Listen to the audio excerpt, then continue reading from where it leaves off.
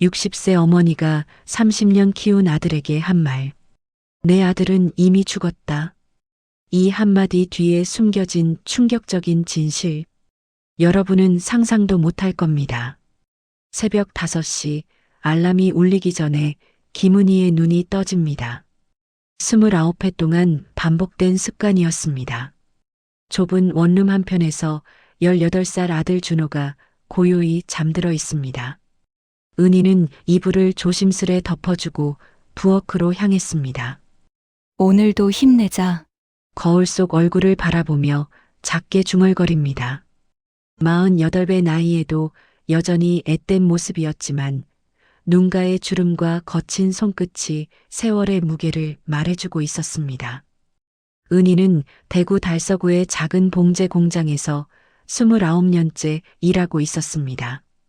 19살에 준호를 낳고 남편이 책임을 지지 않고 떠난 후 혼자 아이를 키워왔습니다. 엄마, 나는 왜 아빠가 없어? 어린 준호가 물었을 때 은희는 담담히 대답했습니다. 준호야, 엄마가 아빠 목까지 해줄게. 걱정 마. 매일 새벽 6시에 집을 나서 2번의 버스를 갈아타고 공장에 도착합니다. 오후 8시까지 14시간을 재봉틀 앞에서 보냅니다. 손끝이 바늘에 찔려 아물기도 전에 다시 상처가 나고 어깨와 허리는 늘 뻣뻣했습니다. 그래도 은희는 불평하지 않았습니다. 내 아들만큼은 부족함 없이 키우겠다. 이것이 은희의 유일한 믿음이었습니다. 집에 돌아오면 9시가 넘어 있었지만 은희는 손수 저녁을 차려주었습니다. 준호가 좋아하는 김치찌개를 끓이고 계란말이를 부쳐주었습니다. 아이가 밥을 먹는 모습을 바라보는 것만으로도 하루의 피로가 씻겨나갔습니다. 엄마, 고마워요. 우리 아들, 잘 먹어라. 준호는 어려서부터 착한 아이였습니다. 엄마가 힘들어하면 어깨를 주물러주고 집안일도 도왔습니다. 이웃들은 모두 준호를 칭찬했습니다. 은희 씨 아들 참 효자네요. 그래도 아버지 없이 저렇게 바르게 컸으니 다행이에요. 은희는 그런 말을 들을 때마다 가슴이 뿌듯했습니다. 모든 고생이 보람으로 느껴졌습니다. 매달 봉급에서 준호의 교과서값과 학용품비를 먼저 떼어놓았습니다. 자신의 옷은 몇 년째 같은 것을 입어도 아들의 것만큼은 새 것으로 사주었습니다. 가끔 준호가 친구들과 나가고 싶다고 하면 용돈도 넉넉히 쥐어주었습니다. 엄마, 미안해요. 돈 많이 들어서. 무슨 소리야. 우리 아들 위해서라면. 하지만 최근 들어 은희는 묘한 불안감을 느끼고 있었습니다. 준호가 대학생이 된 후로 조금씩 달라지는 것 같았습니다. 친구들과 어울리기보다는 집에서 엄마와 함께 있으려 했고 은희가 조금이라도 늦게 들어오면 심하게 걱정했습니다. 엄마, 어디 갔었어요? 연락도 없이. 미안해. 준호야, 버스가 늦었어. 앞으로는 꼭 연락 주세요. 걱정됐어요. 아들의 배려라고 생각했지만 가끔은 숨이 막힐 것 같았습니다. 공장에서 동료들과 잠깐 차 한잔 하는 것조차 부담스러워졌습니다. 어느 날 밤 은희는 침대에 누워 천장을 바라보았습니다. 몸은 지쳤지만 잠이 오지 않았습니다. 문득 이런 생각이 들었습니다. 내가 너무 피곤해서 괜한 의심을 하는 걸까? 그렇게 스스로를 다독이며 눈을 감았습니다. 내일도 새벽 5시에 일어나야 했습니다. 아직은 모든 것이 평범해 보였습니다. 하지만 은희는 몰랐습니다. 이 평범한 일상 속에서 조금씩 균열이 시작되고 있다는 것을. 준호가 대학교 2학년이 되던 해봄, 은희는 처음으로 아들이 무서웠습니다. 엄마, 어제 왜 그렇게 늦게 들어왔어요? 아침 식탁에서 준호가 물었습니다. 평소와 다른 날카로운 어조였습니다. 공장에서 급한 주문이 들어와서 조금 늦었어. 조금이요? 10시 반이었는데요. 은희는 수저를 든 손을 멈췄습니다. 준호가 시계를 보며 기다리고 있었다는 뜻이었습니다. 준호야. 엄마도 때론 늦을 수 있잖니. 앞으로는 연락 주세요. 걱정돼서 잠도 못 잤어요. 그날 이후 은희의 일상에는 보이지 않는 감시가 시작되었습니다. 조금이라도 늦으면 준호는 몇 번씩 전화를 걸었습니다. 공장 동료들과 잠깐 차를 마시자는 제안도 사양하게 되었습니다. 은희 씨, 요즘 왜 이렇게 바로 집에 가요? 가끔은 우리랑 수다도 떨어야죠. 동료 미경이 말했습니다. 집에 애가 기다리고 있어서요. 아들이 대학생인데 뭘 그렇게 걱정해요. 은희는 대답할 말이 없었습니다. 정말 그랬습니다. 21살인 아들이 왜 엄마를 그렇게 기다리는지 이해할 수 없었습니다. 집에서도 변화는 계속되었습니다. 준호는 은희가 이웃과 이야기하는 것을 좋아하지 않았습니다. 엄마, 옆집 아줌마가 또 왔다 갔어요? 응. 잠깐 인사만 했어. 무슨 이야기 했는데요? 별거 없어. 그냥 안부 묻고. 준호의 표정이 굳어졌습니다. 엄마는 나한테만 집중하시면 안 돼요? 다른 사람들이 뭐가 그렇게 중요해요? 은희는 가슴이 답답했습니다. 아들의 관심이 사랑인지 집착인지 구분이 안 되었습니다. 몇 달이 지나면서 상황은 더욱 심해졌습니다. 은희가 감기에 걸렸을 때였습니다. 엄마, 병원 가지 마세요. 내가 약 사올게요. 괜찮아. 준호야. 그냥 동네 병원에서. 안 돼요. 병원은 세균이 많아요. 엄마가 더 아플 수도 있어요. 준호는 약국에서 감기약만 사왔습니다. 며칠 동안 열이 내리지 않았지만 병원에 가는 것을 계속 말렸습니다. 결국 은희는 준호가 학교에 간 사이 혼자 병원을 다녀왔습니다. 엄마, 어디 갔다 왔어요? 저녁에 들어온 준호가 현관에서부터 물었습니다. 병원에 잠깐. 왜 말 안 하고 갔어요? 나한테 거짓말하는 거예요? 준호의 목소리가 높아졌습니다. 은희는 처음 보는 아들의 모습에 놀랐습니다. 거짓말이 아니야. 그냥. 그냥이 뭐예요? 엄마는 나를 믿지 않는 거죠? 그날 밤 준호는 은희에게 말을 걸지 않았습니다. 며칠 동안 냉전이 계속되었습니다. 은희는 견디기 힘들었습니다. 준호야. 엄마가 잘못했어. 앞으론 말하고 다닐. 그제야 준호가 웃으며 대답했습니다. 엄마, 나는 엄마가 걱정돼서 그런 거예요. 이해해 주세요. 은희는 고개를 끄덕였지만 마음은 편하지 않았습니다. 계절이 바뀌고 은희는 51살이 되었습니다. 몸이 예전 같지 않았습니다. 어깨와 허리가 자주 아팠고 가끔 어지러웠습니다. 어느 토요일 아침이었습니다. 은희는 화장실에서 넘어졌습니다. 한쪽 몸에 힘이 들어가지 않았습니다. 준호야. 간신히 소리를 질렀습니다. 준호가 달려왔습니다. 엄마, 무슨 일이에요? 몸이 이상해. 응급실에서 의사가 말했습니다. 뇌졸중입니다. 오른쪽에 마비가 왔어요. 재활 치료를 받으시면 많이 좋아지실 겁니다. 은희는 하늘이 무너지는 것 같았습니다. 이제 누구에게 의지해야 할까요? 엄마, 걱정하지 마세요. 내가 엄마를 지킬게요. 준호가 은희의 손을 꼭 잡았습니다. 앞으로는 내가 엄마를 돌볼게요. 아무도 필요 없어요. 그때는 고마운 말로 들렸습니다. 은희는 눈물을 흘리며 고개를 끄덕였습니다. 고마워. 준호야. 하지만 며칠 후 간병인이 오겠다던 사회복지사에게 준호가 말했습니다. 저희는 간병인이 필요 없습니다. 제가 직접 돌볼게요. 하지만 전문적인 간병이 필요한데 아니에요. 외부 사람이 오면 엄마가 불편해하세요. 은희는 준호의 말을 듣고 있었습니다. 정말 그런가요? 자신도 잘 모르겠었습니다. 퇴원 후 집에서의 생활이 시작되었습니다. 준호는 학교를 휴학했습니다. 엄마가 더 중요해요. 학교는 나중에 다시 다니면 돼요. 이웃들이 문안을 오려 했지만 준호가 정중히 거절했습니다. 엄마가 아직 사람 만날 상태가 아니에요. 조금 더 회복되면 인사드리겠습니다. 은희는 침대에 누워 창밖을 바라봤습니다. 점점 세상과 멀어지는 것 같았습니다. 하지만 준호가 헌신적으로 돌봐주니 고마웠습니다. 그런데 며칠이 지나면서 이상한 기분이 들었습니다.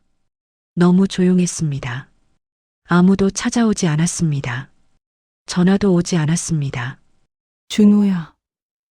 공장 사람들한테 연락 줘. 엄마, 지금은 쉬어야 해요. 스트레스 받으면 안 돼요. 준호의 목소리는 부드러웠지만 단호했습니다.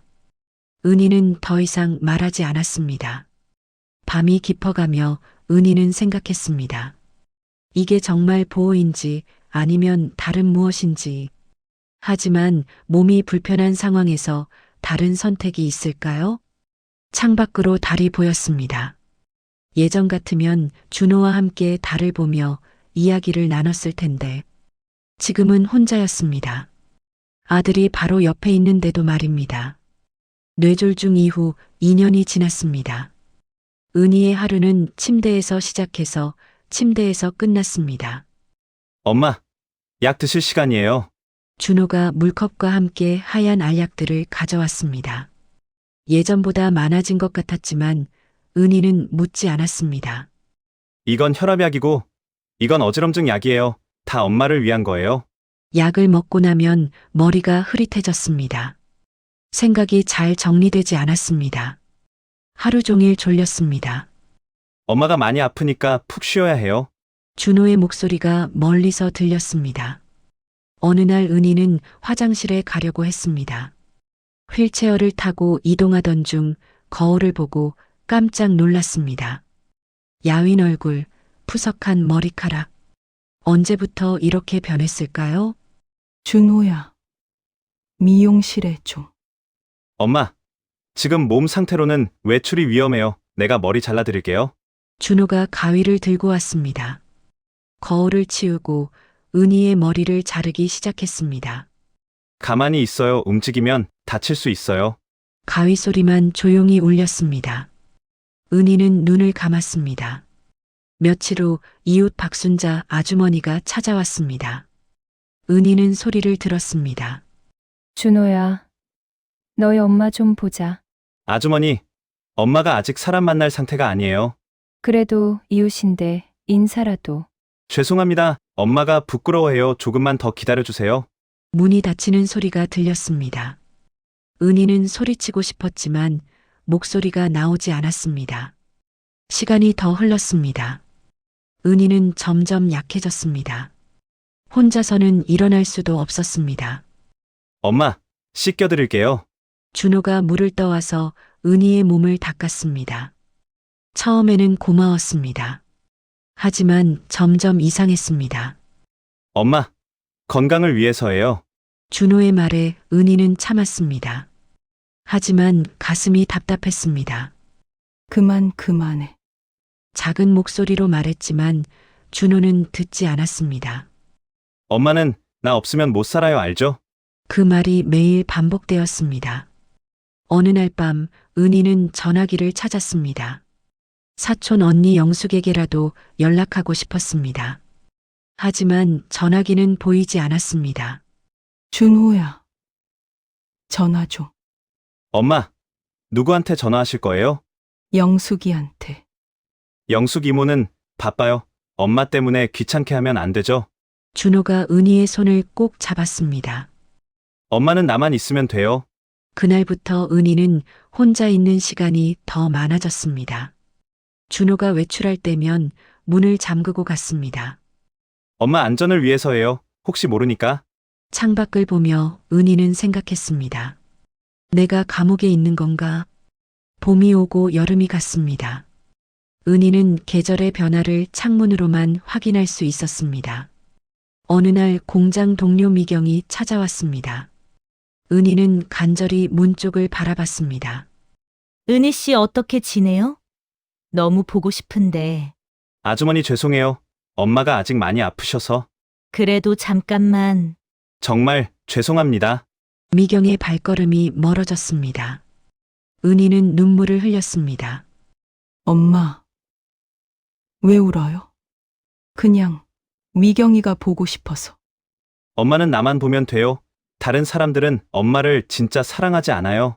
준호의 목소리가 차가웠습니다. 밤이면 은희는 기도했습니다. 어린 시절 할머니가 가르쳐 준 기도였습니다. 하나님, 저를 도와주세요. 하지만 아무도 오지 않았습니다. 3년째 되는 해, 은희는 거의 말을 하지 않게 되었습니다. 약 때문인지 기력이 없었습니다. 엄마, 밥 드세요. 준호가 숟가락으로 떠먹여줬습니다. 은희는 인형처럼 입을 벌렸습니다. 어느 날 준호가 외출했을 때 은희는 간신히 휠체어를 타고 현관으로 갔습니다. 문고리를 잡아봤지만 열리지 않았습니다. 밖에서 잠근 것이었습니다. 으야! 처음으로 큰 소리를 질렀습니다. 목이 쉬도록 소리쳤습니다. 하지만 아무도 듣지 못하는 것 같았습니다. 그때 옆집에서 소리가 들렸습니다. 뭔가 이상한데. 박순자 아주머니의 목소리였습니다. 은희는 희망을 느꼈습니다. 다시 한번 소리쳤습니다. 도와주세요. 하지만 곧 준호가 돌아왔습니다. 엄마, 무슨 일이에요? 나를. 엄마, 진정하세요. 내가 여기 있잖아요. 준호가 은희를 침대로 데려갔습니다. 그리고 평소보다 많은 약을 주었습니다. 오늘은 좀 더 푹 주무세요. 은희는 의식이 흐려지면서 생각했습니다. 누가 나를 구해줄까? 아무도 믿어주지 않을 거야. 하지만 그날 밤 은희는 꿈을 꾸었습니다. 젊은 시절 봉제 공장에서 일하던 자신이 나타났습니다. 포기하지 마. 너는 강한 사람이야. 꿈속에 자신이 말했습니다. 살아야 해. 반드시 살아야 해. 은희는 눈을 떴습니다. 새벽이었습니다. 가슴 속에서 무언가가 꿈틀거렸습니다. 나는 아직 죽지 않았어. 작은 결심이었지만 10년 만에 처음 느끼는 희망이었습니다. 창밖에서 새들이 울고 있었습니다. 봄이 다시 오고 있었습니다. 그날도 평범하게 시작되었습니다. 준호가 외출하며 문을 잠그고 갔습니다. 은희는 침대에 누워 천장을 바라봤습니다. 갑자기 가슴이 답답했습니다. 숨이 막힐 것 같았습니다. 10년 동안 참아온 모든 것이 한꺼번에 터져나왔습니다. 으악! 도와주세요. 목이 찢어지도록 소리쳤습니다. 제발 누군가 도와주세요.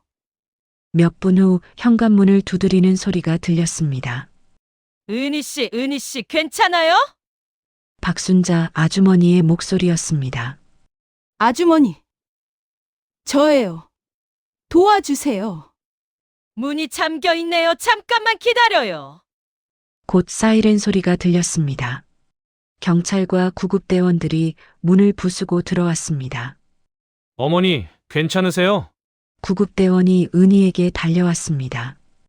은희는 10년 만에 처음으로 낯선 사람을 보았습니다. 살려주세요. 목소리가 쉬어 있었지만 간절했습니다. 병원으로 이송되면서 은희는 창밖을 봤습니다. 하늘이 이렇게 넓었나요? 세상이 이렇게 밝았나요? 응급실에서 의사가 은희를 진찰했습니다. 영양실조가 심각하고 근육이 많이 위축되었습니다. 약물 검사도 필요할 것 같습니다. 경찰관이 조심스럽게 물었습니다. 어머니, 무슨 일이 있었는지 말씀해 주실 수 있나요? 은희는 떨렸습니다. 정말 믿어줄까요? 제 아들이 천천히 말씀하세요. 절 가두고 약을 이상한 걸 먹이고 말할수록 눈물이 났습니다. 하지만 경찰관은 진지하게 들어주었습니다.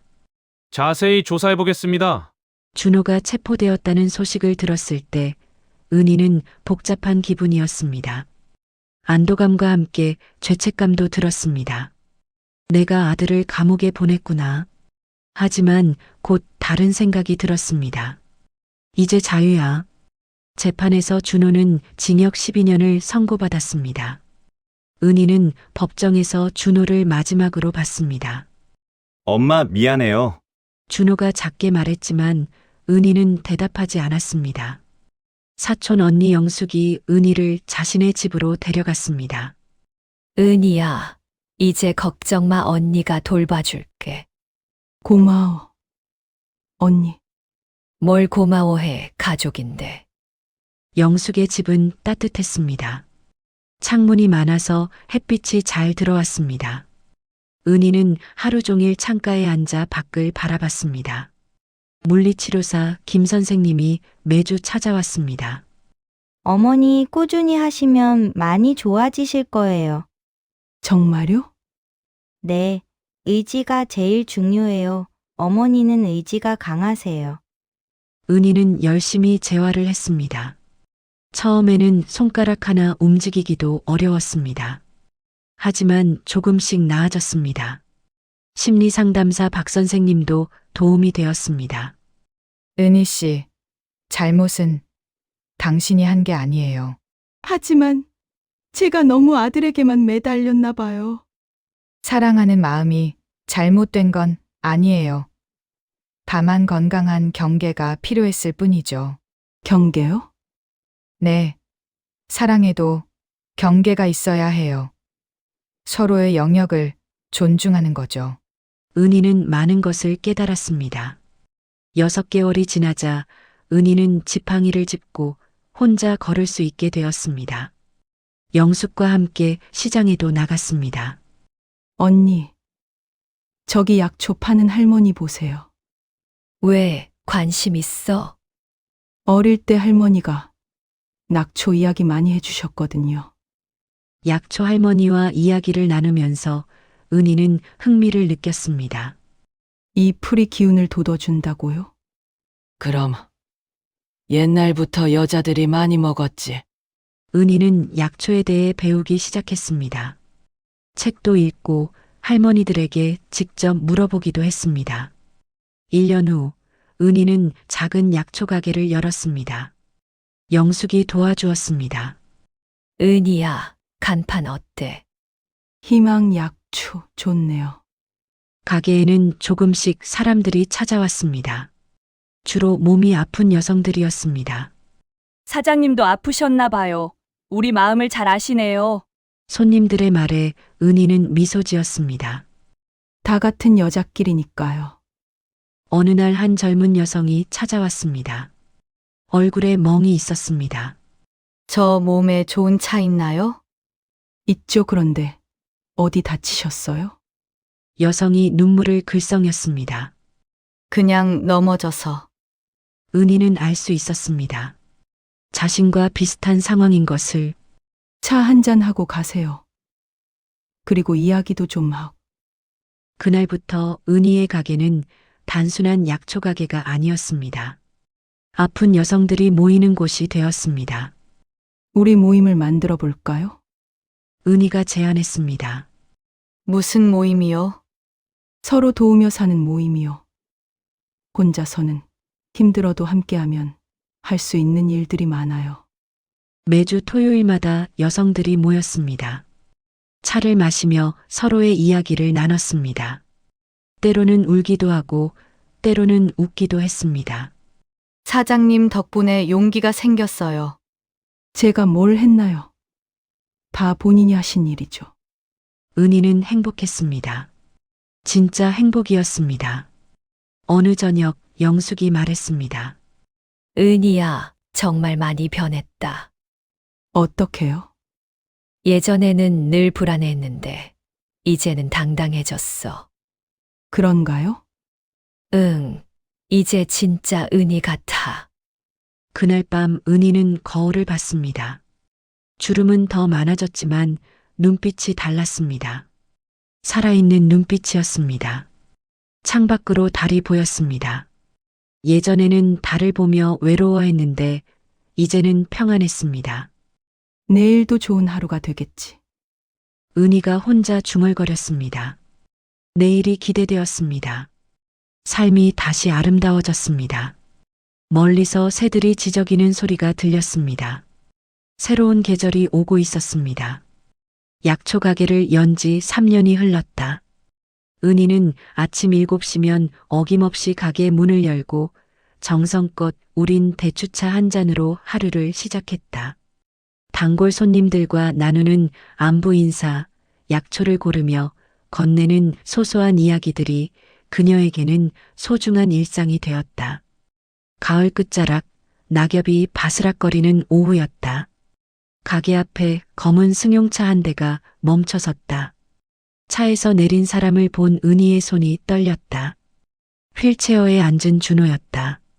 한때 건장했던 몸은 앙상하게 마르고 얼굴은 누렇게 뜬 채였다. 엄마, 그의 목소리는 쉬어 있었다. 은희는 약초를 정리하던 손을 멈추고 천천히 그를 바라보았다. 가슴이 두근거렸지만 예전과 같은 두려움은 아니었다. 왜 왔니? 엄마, 나 아파 다발성 경화증이래. 의사가 얼마 못 산다고 했어. 준호의 눈에서 눈물이 흘러내렸다. 은희는 그 눈물을 바라보며 복잡한 감정이 교차하는 것을 느꼈다. 한때는 자신의 전부였던 아들, 그러나 지옥 같은 10년을 선사한 가해자이기도 한 그 사람. 엄마, 날 살려줘, 제발. 준호가 떨리는 손으로 휠체어 바퀴를 돌려가게 안으로 들어오려 했다. 은희는 조용히 일어나 문 앞에 섰다. 안 돼. 짧지만 단호한 거절이었다. 준호는 놀란 듯 어머니를 올려다보았다. 엄마, 난 당신 아들이야. 혈육이잖아. 내 아들은 이미 오래전에 죽었어. 은희의 목소리에는 슬픔보다 평온함이 담겨 있었다.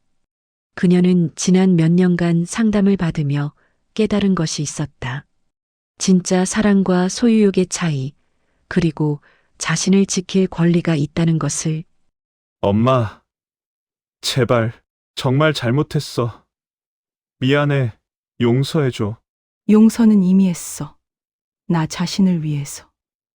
은희가 말을 이었다. 하지만 내가 나에게 했던 일들을 잊을 수는 없어.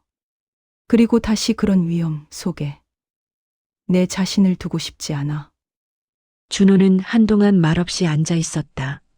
그리고는 고개를 들어 어머니를 바라보았다. 그럼, 난 어떻게 해야 돼? 국립요양원에 자리가 있다고 들었어. 거기서 치료받으며 지내거라. 혼자서? 넌 이미 오랫동안 혼자였어. 진정한 관계란 걸 한 번도 맺어본 적이 없었지. 은희의 말에는 원망보다 안타까움이 묻어났다. 그녀는 아들을 키우며 무엇을 잘못했는지, 어디서부터 엇갈렸는지 수없이 자문해왔다. 하지만 이제는 그 책임감의 굴레에서도 벗어났다. 준호를 태운 차가 떠나간 후 은희는 가게 안에 혼자 앉아 있었다. 가슴 깊은 곳에서 무언가 터지는 듯한 느낌이 들었다. 그리고는 갑자기 눈물이 쏟아졌다. 하지만 그것은 슬픔의 눈물이 아니었다. 해방감이었다. 마침내 자신의 삶을 온전히 되찾았다는, 더 이상 누구의 소유물도 아니라는 자유로움이었다. 저녁 무렵 여성 모임의 회원들이 하나둘 가게에 들렀다. 김정숙, 박영자, 최미라. 모두 각자의 사연을 안고 살아가는 중년 여성들이었다. 언니, 오늘 얼굴이 좀 이상해. 무슨 일 있었어? 정숙이 물었다. 은희는 잠시 망설이다가 오늘 있었던 일을 담담히 이야기했다. 여성들은 조용히 들으며 고개를 끄덕였다. 잘했어. 언니 정말 용감했어. 우리가 있잖아. 그날 밤 은희는 오랜만에 깊은 잠에 들었다. 꿈속에서 그녀는 20살의 자신을 만났다. 봉제 공장에서 막 퇴근한 아직 앳된 얼굴의 은희였다. 수고 많았어. 현재의 은희가 과거의 자신에게 말했다. 이제 좀 쉬어도 돼. 아침이 되자 은희는 평소보다 일찍 일어나 가게를 준비했다. 오늘은 새로운 약초 2가지를 들여놓을 예정이었다. 인근 산에서 직접 채취한 민들레와 질경이었다. 가게 문을 열며 그녀는 작은 메모지 하나를 문에 붙였다. 가장 달콤한 복수는 잘 살아내는 것입니다. 오후 2시 단골 손님인 80세 할머니가 들어왔다. 은희야, 요즘 얼굴이 환해졌네. 무슨 좋은 일이라도 있었나? 네. 할머니 아주 좋은 일이 있었어요. 뭔데? 제 인생을 되찾았어요. 할머니는 무슨 뜻인지 정확히는 몰랐지만 은희의 환한 웃음을 보며 함께 웃었다. 저녁 무렵 은희는 가게 정리를 마치고 집으로 향했다. 버스 안에서 창밖을 바라보며 그녀는 생각했다. 60년을 살며 반은 남을 위해 반은 고통 속에서 보냈지만 이제 남은 인생은 오롯이 자신의 것이었다. 집에 도착한 은희는 작은 일기장을 꺼내 오늘의 마지막 문장을 적었다. 오늘 나는 진짜 어머니가 되었다. 나 자신의. 창밖으로 별이 떠오르고 있었다. 은희는 그 별을 바라보며 조용히 미소 지었다. 내일 또 새로운 하루가 시작될 것이다. 이제는 두렵지 않은 온전히 자신만의 하루가. 이런 실화들이 더 궁금하시다면 구독 버튼 꾹 눌러주시고 알림 설정까지 해주세요. 댓글로 여러분의 생각도 꼭 남겨주시길 바랍니다. 다음 영상에서는 더욱 충격적인 실화로 찾아오겠습니다.